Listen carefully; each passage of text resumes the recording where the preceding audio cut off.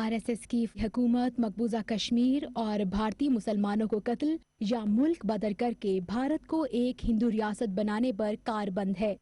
अपनी इस शैतानी ख्वाहिश की तकमील के लिए हिंदुत्व के पुजारियों ने कश्मीरी अवाम पर अपनी 10 लाख से जायद फोर्सेस मुसल्लत कर रखी हैं, जो इंसानियत के खिलाफ संगीन जराइम का इर्तिकाब कर रहे हैं।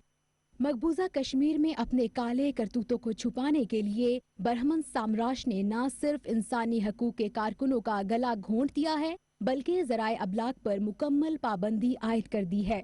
हिंदुत्व के पुजारी सच से इतने खौफजदा हैं कि अगर कोई सोशल मीडिया के जरिए लोगों तक हकीकत पहुंचाने की कोशिश करे तो उसको भी गैज़ो गज़ब और अताब का निशाना बनाया जाता है।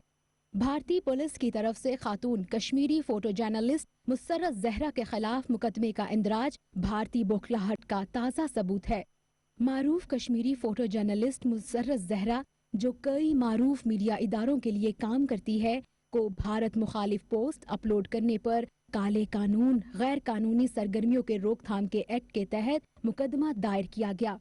काबिज हुकाम ने ये मुज़हका खेज दावा किया है कि मुसर्रत ज़हरा की पोस्टों से अमनो आमान को खतरा लाहक है और गलतफहमियां पैदा हो रही हैं।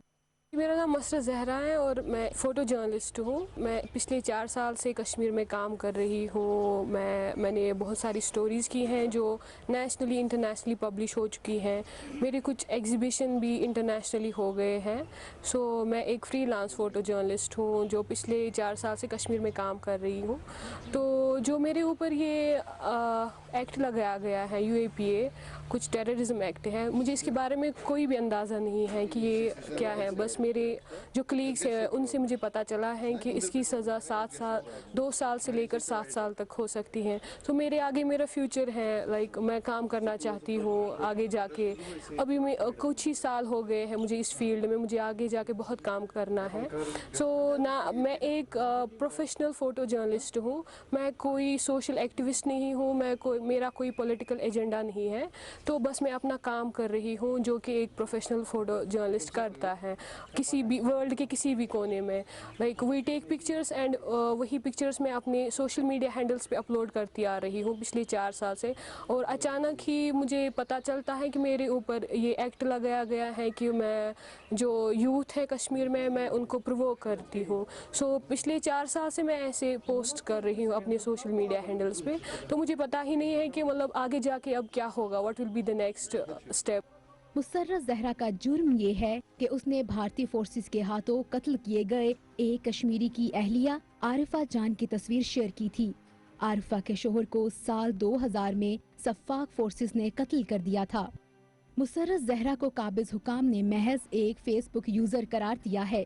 हालांकि मुसर्रत ज़हरा एक मारूफ फोटो जर्नलिस्ट है जिनका काम अल जज़ीरा TV, वादी का कारवां, द कोइन, TRT वर्ल्ड और दीगर मारूफ भारतीय और आलमी मीडिया इदारों में शाया होता है। गैर कानूनी सरगर्मियों की रोकथाम के एक्ट के जरिए काबिज इंतजामिया किसी शहरी को भी दहशतगर्द करार दे सकती है। मुसर्रत ज़हरा पर मुकदमे के इंदराज से ये बात साबित होती है कि मकबूजा कश्मीर में सहाफत किस कदर ज़ेरे अताब है और हिंदुत्व के पुजारी सच को दबाने के लिए किस कदर नीच और घिनौने हथकंडे इख्तियार कर रहे हैं। मकबूजा कश्मीर सहाफ़ियों के लिए हमेशा से ही जहन्नुम की हैसियत रखता है और भारतीय फोर्सेस और खुफिया एजेंसियों ने अब तक दर्जनों सहाफ़ियों को कत्ल और हरासा किया है और आज भी कई सहाफ़ी भारतीय जिंदानों में पाबंद सलासिल हैं, जबकि सहाफ़ियों को तशद्दुद और तज़लील का निशाना बनाना मामूल की बात है। कश्मीर से बहुत सारे जर्नलिस्ट को हैं केस कर रहे हैं।